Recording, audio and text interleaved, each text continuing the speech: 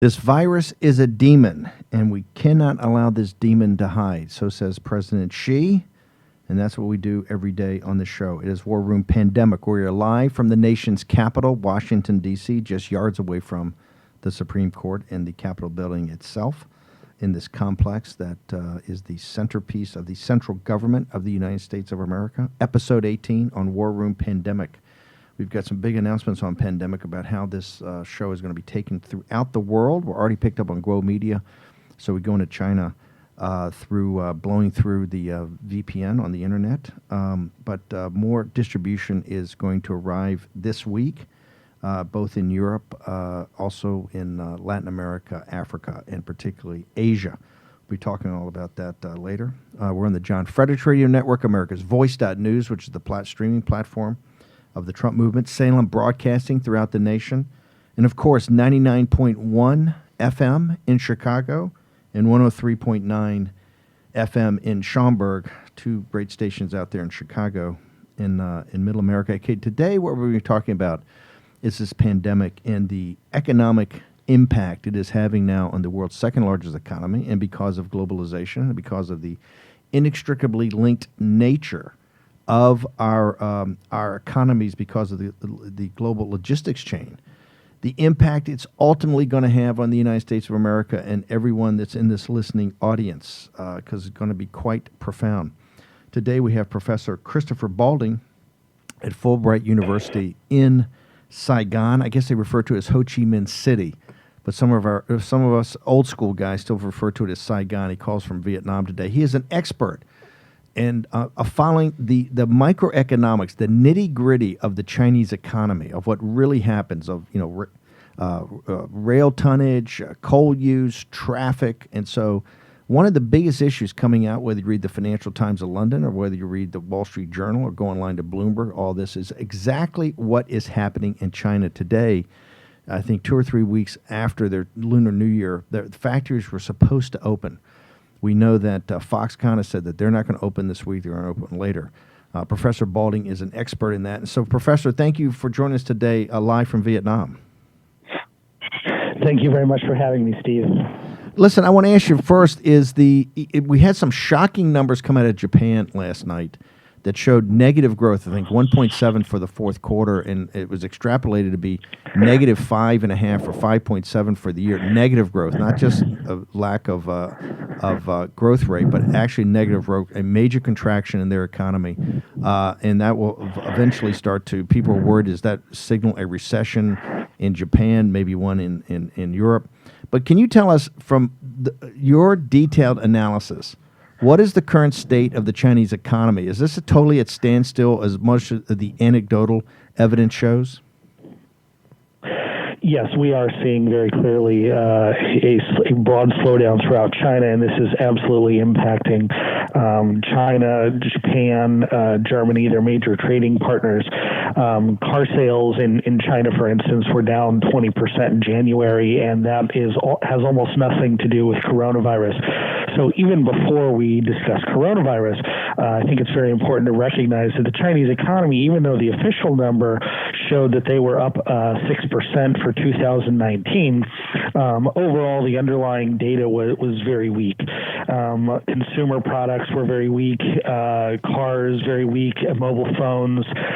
They were hit hard by with pork problems. Nearly 50% of their pork supply was wiped out, also due to disease. So even before coronavirus, the Chinese economy was very weak, and this was spilling over into its trading partners, as you mentioned, like Japan. So let me ask you before I want to get to the pork situation in a second and this other virus they had. But even before talking about the impact of the coronavirus, when you look at this, people have always said, hey, China says it's got 10% growth. The CCP says it has 6% growth. And I hear other people, kind of savvy people on Wall Street, saying every number that comes out of CCP is a lie. They kind of targeted it. Particularly, we saw the way that the virus rolled out. They had a 2.1% mortality rate, Jack. Remember that? Every day for like 4 weeks, the number of dead would exactly equate to 2.1. Can you tell folks, and the reason I came to you is people tell me, hey, this guy Balding in Vietnam really spends time looking at the microeconomics of China. Can you walk people through what you look at as far as the physical nature of the Chinese economy so that they can't lie to you about spinning what growth rates are because you get down to the details? Sure. So China actually has lots and lots of data. That's not the problem. What we try to do when we're looking at this to break it down, what is really going on inside the economy is look at numbers that for different reasons are less likely to be manipulated by the Chinese Communist government. The headline GDP number, for instance, is clearly going to be a number that is on every newspaper, and so they clearly are going to manipulate that number. The types of numbers that we're looking at, there's some professors, this has become a widely used metrics because it's impossible to manipulate, is a number called nighttime light emission. And basically, they use satellite data to look at how many lights are on in China in the middle of the night, and that gives us a very good estimate.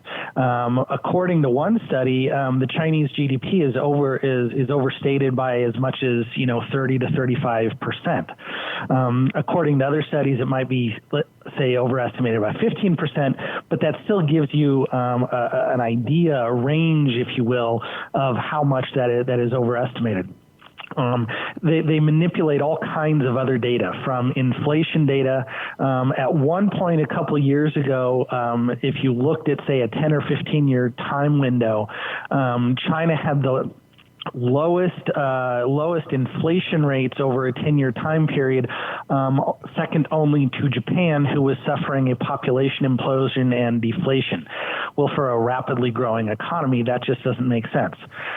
If we look at, for instance, the coronavirus, there's been studies done that look at manipulating death statistics because local officials in China will actually be given performance targets for how many people can die in their city or county or province. And so the officials manipulate that data as well. There's been all kinds of accounting problems. There's been all kinds of data that indicates that the economy is just not growing nearly as rapidly as they say it is. Over the past year, what that has really meant is that even though the number in GDP is growing at, say, 6%, you're really hard-pressed across most sectors of the economy, whether you're looking at consumer spending. And, we have data on individual consumer product categories, whether it's garments, food, consumer durables. You're hard-pressed to find numbers that really hit that 6% number. And so this leads us to believe that, especially over the past couple of years, growth has been significantly overstated, and that gives us a picture of a much weaker Chinese economy. So let's talk about it was already weak, and we'll talk about how they finance it, because I think they've got $40 trillion in debt if you add sovereign debt all the way through to the regions and to the banks and the consumer debt. But which, by the way, by our new trade deal, we've got the opportunity to go and help refinance. But I'll get to that in a second. About this virus. Number one, you've been someone that understands Asian culture. You've lived there for a number of years. You've kind of dedicated your life to this. Talk to people about this pandemic as you've seen it as it affected China. Have you ever seen anything that has disrupted China more than this? I lived in China for 9 years, and I've never seen anything quite like this. And I think there's a couple of very important factors to recognize to kind of set the stage, if you will, to help people understand this. This supposedly started in what they call a wet market, and a wet market is think of it almost like a farmer's market for meat, and it's not just there's a side of beef hanging out. There will be all nature of meat. Some of the animals that this virus has been tied back to have been pangolins, which for American viewers is something akin to maybe a cross between like a turtle and a porcupine. It's been tied to snakes. It's been tied to other animals. And these are all animals that in these wet markets you will actually find either live or pre-slaughtered animals of that kind, through to dogs and other animals, where these meats are eaten. And so this kind of hopefully sets the stage. The other thing that I think is important to understand about this is that Chinese healthcare system, in the best of times, is an incredibly strained system. It doesn't have large amounts of ready supplies. It doesn't have large amounts of well-trained personnel.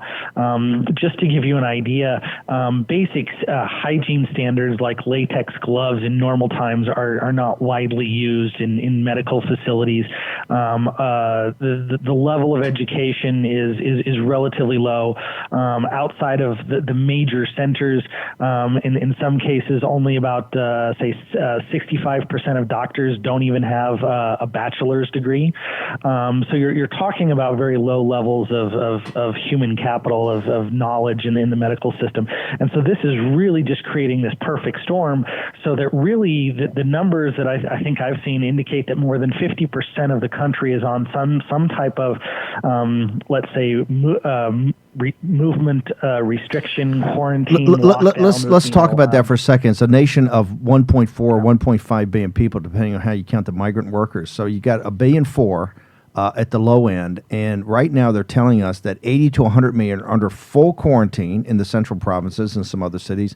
There's another anywhere from 4 to 5, maybe 600 million people under this lockdown, which is sometimes self-imposed, sometimes imposed by the government. So you have anywhere from 500 million to 600 or 700 million people spread throughout a country. 40%. All this is essentially east of the Mississippi, equivalent to east of the Mississippi River in the United States. How can that actually happen? I mean, these are numbers, and I understand everything about China is about scale. But Professor Balding, how help American audience comprehend how this can even be pulled off? So just logistically, I think there's a couple of things that are very important to recognize. First of all, in China, in really every apartment building, and out in the rural areas, in villages or whatever, there will typically be a party representative. So every apartment building has a party representative. This is from the CCP. This is the Chinese Communist Party. What people don't understand is of the 1.4 billion people, only 90 million are members, official members of the Chinese Communist Party. So you're saying one party member per building, or a couple in the village, you've got these commissars, correct? That's correct, yes. And so they will basically, they basically in these times essentially get put in charge of the building. They're kind of in charge of the building. They're kind of like the den mother, for lack of a better term, if you will, during normal times. During these times, they're basically going around making sure that people are staying in their houses, things like that. So even at the low levels, everybody kind of has their marching orders from the party. And then on the techno side, I think what a lot of people need to understand is that the surveillance state that they have in China is truly just mind-boggling. I've been seeing reports that basically now, for instance, WeChat, which is a very popular messaging app there, or the telephone company will actually send you lists of where you have traveled within in the last month or two, so that if you, for instance, go to work, you can show your boss, this is where I was. I have to be quarantined, or I don't have to be quarantined. Or if somebody says you need to be quarantined, you can actually pull out this list. And so they're sending you these types of notifications about this, and they have video surveillance, which is actually doing thermal imagings of like bus areas and airports and things like that. Everybody, like if you go into buildings or whatever, everybody has their temperature recorded and things like that. So it's really this mix of techno surveillance and party surveillance. Have they? We're talking to Professor Christopher Balding live. He's at Fulbright University, live from Saigon. He's an expert in the microeconomics of the Chinese economy. Did people, and this is what everybody in the United States is asking, since we've had people on here, 90% of drugs are manufactured, component parts are manufactured in China. All of our masks, all of our consumables for medical, besides all the electronics, $600 billion a year is shipped here from China that we buy. We ship 100 billion back. Is your sense, since Monday's over there, this is I think the second or third week after Golden Week, given that lockdown of half the country, given 100 million people in an area the size of France in quarantine, did the factories, particularly in Shenzhen and Guangzhou, in the southern part around Old Canton, are they starting to open up? Did your sense of, when you look at nighttime emissions and rail stock and all the things that you look at, do you get a sense that these factories are actually starting to reopen? I don't think there's any indication yet that they're opening up in any significant number at this point. There's some anecdotal evidence that maybe people are starting to trickle back a little bit, but I don't think it's in any magnitude to really bump the numbers in what you're seeing.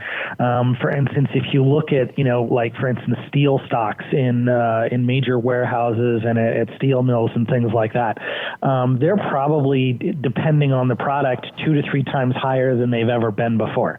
And if you look at, electricity consumption and real estate sales and things like that, there is really just nothing happened. There's been a very small uptick, let's say in the past couple days in some of these things, but it's a very small uptick. I mean, you're talking at a difference of like down 95% to down 92% type of situation. So we're still really not seeing any type of significant movement back to normal business activity. Professor Balding, our guest is Professor Christopher Balding at Fulbright University. Professor Balding, could China, and this would be stunning to even think about it no less than 30 days ago, but could China replicate Japan? Could China have a quarter, the first quarter, be at 0% growth or maybe even negative, major contraction in Chinese economy? At this point, it's very difficult for me to see how they even post a 0 in Q1 realistically, because we're at the stage now where it's almost 3 weeks where there's effectively zero activity. And I just don't see how you make it through 3 weeks in a quarter and record any type of significantly positive number, even for China. Because there really is. I don't think most people understand, from the data and from the anecdotes, just how shut down a country of 1.4 billion people is. There's no loans being made. There's no internal traffic in China. Air traffic is shut down. Boats that were on the water headed to China are just bobbing out in the Pacific, waiting for things to open up. So it's very difficult to see how they record any type of positive number.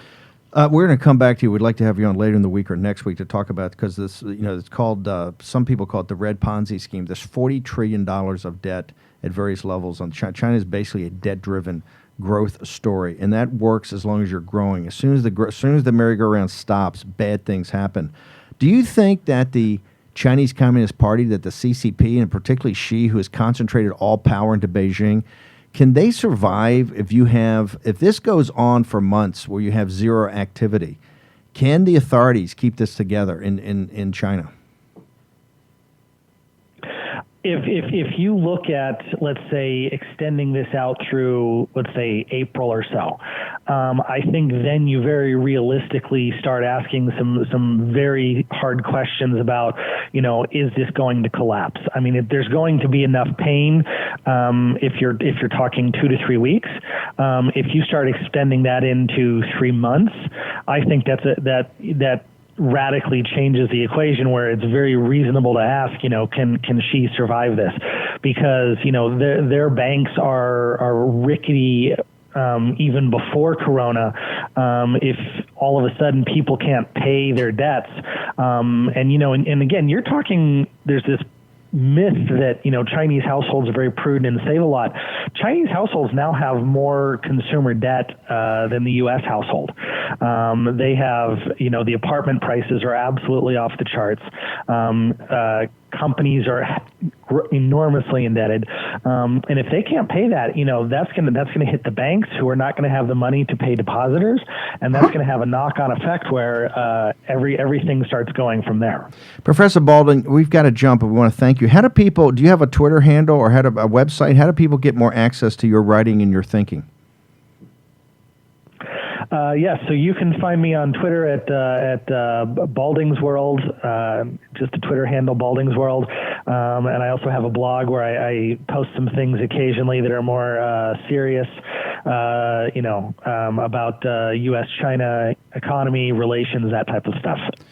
Professor Balding, thank you very much. Professor Christopher Balding, Fulbright University in Saigon, joining us this morning on War Room Pandemic. I want to thank you very much for taking the time tonight, your time, to join us. Thank you for having me, Steve. Jack, I think we got it. I love a guy that tracks nighttime light emissions. Right. This is the reason I asked around. I said I want the 3 or 4 most serious people in the world, and they said there's a guy at Fulbright in Vietnam that does the most basic esoteric things to see what moves in China and how it moves. The covert economist. I was hoping that we could get a chance to ask him about the just absolute decline of oil imports into China. I mean, it's a great leading indicator. Talk about that for a second. They've gone basically to almost zero since the Chinese New Year. I mean, there is nothing coming in, and that to me is a huge indicator that the economy is going to be slowing. I mean, when China now, fuel. because of the globalization, we're going to pay. This will be a big payback. When China sneezes, the rest of the world catches a cold or catches the flu. We're going to determine all that. Okay, we're going to take a short break on War and Pandemic. We're going to be joined by the great Mark Simon. He is the editor of the Apple News from Hong Kong. Next on War and Pandemic.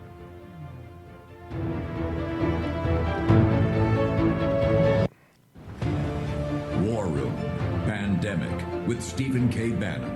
The epidemic is a demon, and we cannot let this demon hide. War Room Pandemic.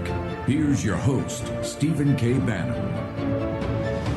Live from the nation's capital, episode 18. We're on the John Fredericks Radio Network, on Salem Broadcast Radio Network, on America's Voice, the streaming platform of the Trump movement in the United States, 99.1 FM in Chicago, 103.9 FM in the Chicago suburbs. This virus is a demon, and we cannot allow this demon to hide. That is the words of President Xi. Every day, 5 days a week. We may expand this eventually to 7, but we follow this pandemic from the heart of China and also its implications, both humanitarian, health, and economic, and also political throughout the world. We had, in the first segment, Professor Christopher Balding from Fulbright University in Saigon. He studies the microeconomics of China and the Chinese economy, and what he had to say was disturbing at best. And we're going to get to Jack Maxey. Jack's got some additional details and breaking news, as he always does every day of the week here. Jack runs the day-to-day, oversees the day-to-day operation in the War Room. We're now very honored to be joined by a very special guy and partners of another very special guy in one of the best institutions, I think, in all of Asia and maybe the world. Jimmy Lai he's the owner of the Apple Daily. The Apple Daily is a paper that speaks freedom to the people in Hong Kong, the people in Taiwan, and hopefully also to the people in mainland China. Mark Simon is the group commercial director of the Apple Daily. One of the real tremendous institutions for freedom in Asia, and I know a leader in this movement to highlight to the world what has gone on with the Chinese Communist Party and the noble, hardworking folks in mainland China. Mark, thank you very much for joining us on War Room Pandemic. No, thank you for that introduction. Mark, you also know you are someone that appreciates President Trump. You're a Republican. You spend time here in the United States and also in Hong Kong and Taiwan. Can you help our audience get the grip? One of the things we've been talking about since we started the show, 4 weeks ago, is to talk about the scale of the problem in China, the scale of what's happening in Wuhan. Can you give people a sense, since you do this every day at the Apple Daily, which is a fabulous paper about freedom? Can you walk our folks through how big this pandemic is, how serious, and how unlike anything in human history it is? Well, for Americans, think of this. Imagine you're sitting in Chicago, and then you drive 200 miles west, 200 miles south, drive up into Canada, and then drive 200 miles east. And then at that point in time, right there, with all those people in there, you've probably got about 2/3 of the problem that they have in China right now. And imagine all those people being locked down, Imagine police at the end of your street saying, turn around and go back home.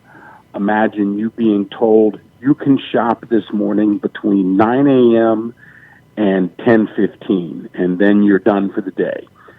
Imagine being told you can't go to work, your kids are not going to school, everything is locked down, and you don't really know why. You just know there's there's a pandemic out there. You know there's a virus, and that's what you know. And sometimes when you look at some of these old movies where the military comes in and they say there's a chemical action, you can imagine the conspiracy theories that are going on in China right now about what's happening. Now they know there's a virus; they just don't know all there is to know about it. They know it's a bad flu virus. They've had these things before in China, but they had SARS, they had MERS, they have incredibly bad influenza strains up there. So it's not like they're used to dealing with bad outbreaks. But this is kind of unique in the sense of, and it's very unique in the sense of the whole scale of it and the potential destruction. And, quite frankly, also, I think, really, the frustration level that I have is the Communist Party has known about this easily since early December. We've traced that back. They know that's happened. Okay, hang on for a second, because this is big. This is big news here, because the mainstream media. I want to go through this because this gets to the point of how bad this thing is and why it's been able to metastasize. On what reporting? And Apple News the Apple Daily is so highly regarded in Hong Kong, Taiwan, and other places.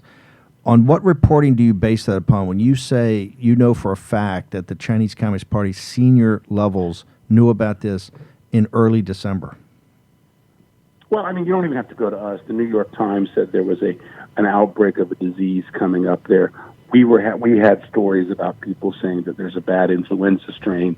There's a bad strain going on now. But she is saying the earliest. He actually admitted first it was February 2nd or over Chinese Lunar New Year. Now he's actually saying January 6th, I think, which was before the group came to the White House to sign the trade deal, which is, according to the people I know at the White House, said they never got a heads up on this. But do you believe that she and the Central Party apparatus of Wan Xishan, etc., knew about this from Hubei province and from Wuhan sometime in December? Look, there's no doubt about this. Part of this has been an epidemic. When I do radio shows, people ask me the medical questions. I'm completely unqualified as a political science graduate to comment on any medical things. But I do have, over years, I think I have a pretty good understanding about how a communist bureaucracy works. And I actually go back and use the date of January 23rd as the date that I started looking at data as being somewhat reliable. And the reason why I use that is because essentially what we always see in China, what we always see in communist organizations, what we see sometimes in any bureaucracy, but mostly in the communists, is it's cover up, cover up, cover up, cover up. And so essentially, when this was breaking on the local level, cover up. When this was breaking on the regional level, cover up, cover up.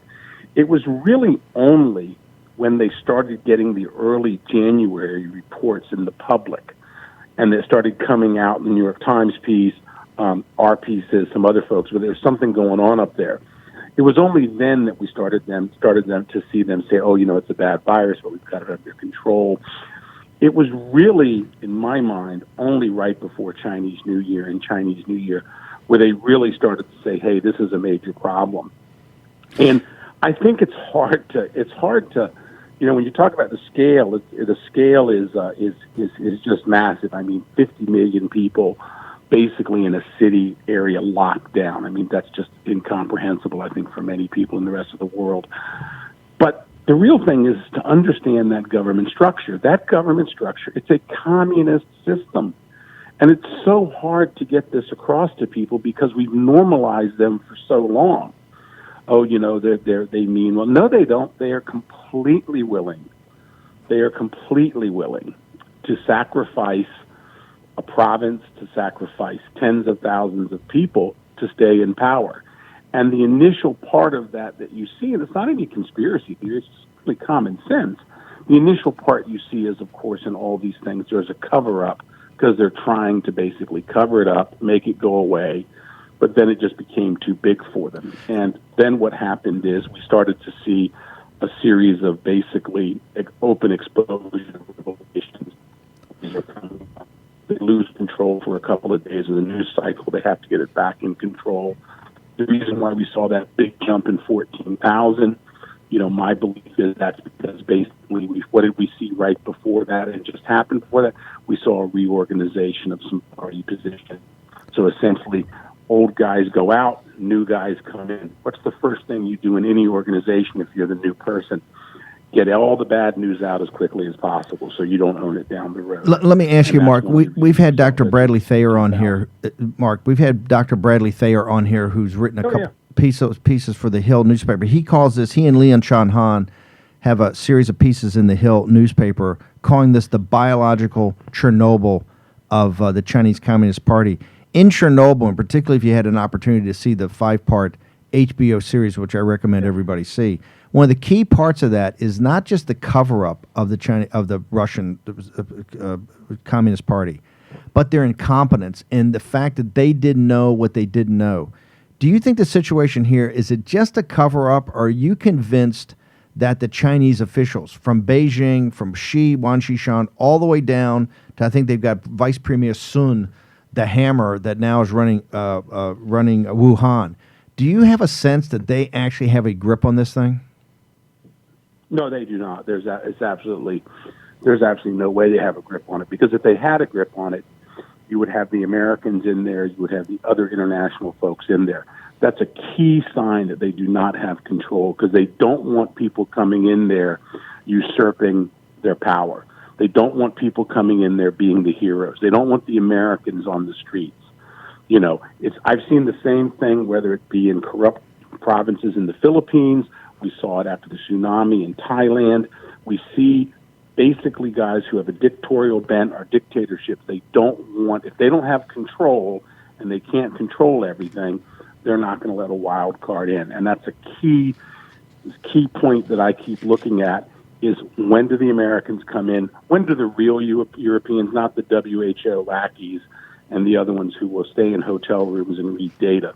When do you get people on the streets? When do you get people out there looking for help for the disease? And that's what I mean. They're completely willing to sacrifice people before this, gets out of control. Steve, you've traveled the world. I mean, India is not any cleaner than China. We know that. You know what I'm saying? But in India, if they start to have an outbreak, somebody talks about it, it gets picked up on the press, the local politicians start complaining. They start complaining nationally because they're trying to push the problem up. Then all of a sudden, who shows up? The CDC shows up. The Europeans show up. The Singaporeans, even the Hong Kong disease people show up, and you get a full court press on this. But the problem that you have with the communists is essentially the first instinct is for weeks, maybe even a couple of months, we've seen this instinct to basically suppress they were caught lying about SARS, and the great Dr. Gabriel Leung at Hong Kong University was the tip of the spear that exposed that. And he's saying today, he said, we quoted him in the very first show, but you had to take draconian action. You're actually ahead of the news. It's been announced, and by the way, this reports now the White House is very frustrated that they've many times have offered the CDC to go. It turns out that the World Health Organization, which is essentially, I think at a certain level, a clown car, their people are now, quote unquote, going to Beijing, but they're not going to be allowed to go to Hubei province. They're not going to be allowed to go to Wuhan. This is a classic thing where they try to mollify the Western media by saying the WHO can come, but as you said, they'll be put into 4-star hotels in Beijing and allowed to look at data, not to actually go to the center of this, which is Wuhan. Yeah, you have to. I mean, one of the things, Steve, is that, one of the things I'm doing here, is we're a news group, and I'm sourcing masks. I've got, I also do the business side. I've got our hotel guys. I've got real estate people in Detroit and outside of Detroit literally going out, buying masks to send them back to our people, And so the thing is, there is this overall challenge that we have. And I have to say one thing. I got to give Trump credit. Trump made the decision that his very good friend Xi Jinping was not happy with. And Trump made the right decision in basically cutting air travel. It really has prevented, because let me tell you, look, these people are scared and everybody gets mad at them. But, Steve, you got some guy, he's in Wuhan, he sees his daughter cough, you know what I'm saying? He went to school in the U.S. All he's thinking is, I'm going to get her to a hospital in the U.S. You know what I'm saying? Yes. And he's not really concerned if he's going to, so we shouldn't be mad at them that way. But Trump did the right thing. And people, I don't see other administrations doing this. I think I see people being worried about relations. The State Department guys talking about, well, this would affect that. Trump made a decision, and because of that, we're below 30 cases in America. President Trump's I tried. think that is so important. President Trump's tried to be supportive of President Xi, as allowing President Xi to do whatever they're doing. But walk people through. The Apple Daily is one of the best newspapers in all of Asia, and I would say probably the world, as you report on this.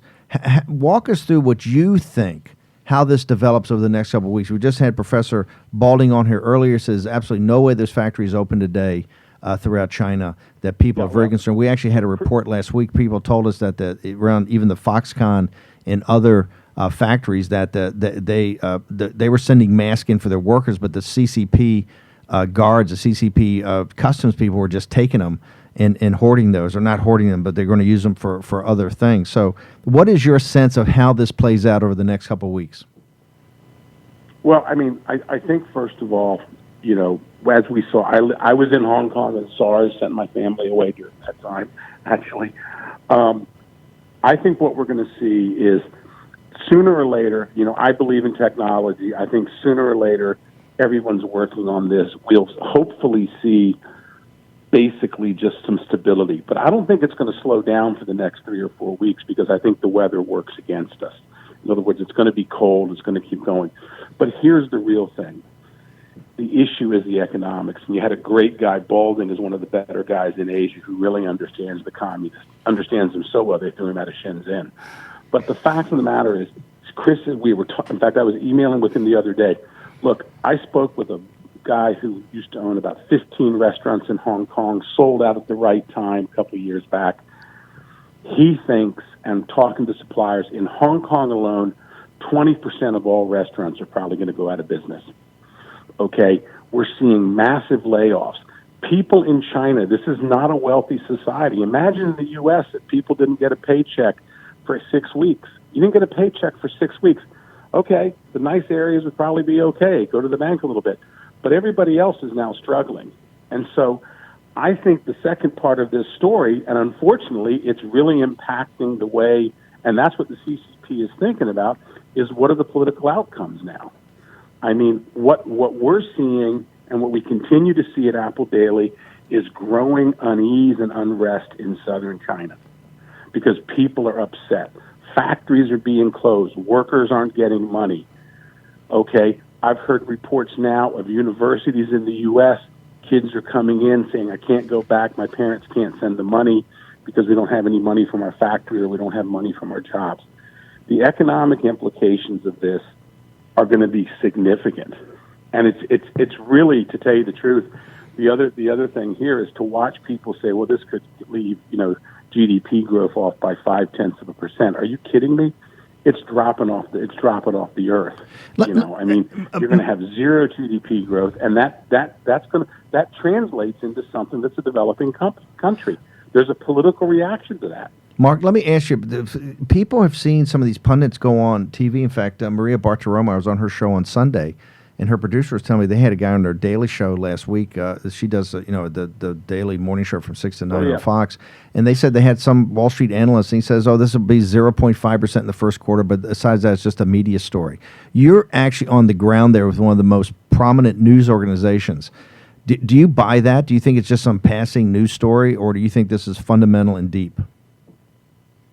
It's fundamental and deep because essentially it's exposing to the Chinese people that their leadership is failing them. Okay, in other words, Xi Jinping, who was supposed to be all-powerful to do everything, what he's going to have to do, in my mind, after this, is he's going to have to spend a lot of money, and he's going to have to crack down. In other words, there's going to be more dissidents coming out, there's going to be more people coming out, and that's going to force him to crack down. I'm actually worried about Hong Kong. I wonder if they're going to have the same patience in Hong Kong after this that they had now. This is going to, detail a crack. The other thing, too, is, and I don't mean to be, to attack people, but the simple fact of the matter is, I got to tell you, when it comes to Wall Street in China, There is one. It is amazing to me that the number of cowards that are out there. How do you have in Hong Kong, the major hotels now are running single-digit occupancy? Steve, you are in business. I'm in business. How do you recover from that? You know what I'm saying? There is no recovery from that for the first quarter. The first quarter is history in China. They will come out and they will say they have 5% growth. And a bunch of people who don't want to fight and want to keep getting commissions in China will say, oh, yes, they had 5% growth. Their growth statistics have not been right for years, okay? And we know that. But what's going to happen after this? I think this is the fascinating thing that's coming up. I'm not predicting the end of the CCP or the Chinese Communist Party. I don't have that kind of hubris to predict that. But I will say that I think the idea that there's not going to be a political reaction in China to this is ridiculous, because certainly the economics are leading that way. And if they don't get a hold of this, I would say if they don't have a hold of this by mid-March, well, the second quarter's gone. Wow. You know, Mark, at that point in time. we've got to bounce, but we want to know, how do people get more access to the Apple Daily? And do you have a Twitter handle? But how do they get to the Apple Daily so they can make that part of their reading to get up to speed? Unfortunately, we're all in Chinese except for my column every once in a while. So unless you read Chinese, I'm sorry about that. We get picked up a lot by people. There's some of the other publications, actually, the Wall Street Journal, the New York Times. Their China teams are pretty solid, I think, over there, and you can just keep getting information there. Folks like yourself are doing a great job covering this and really highlighting the key points. I forget my Twitter handle. That Twitter handle, I think, is at HK Mark Simon.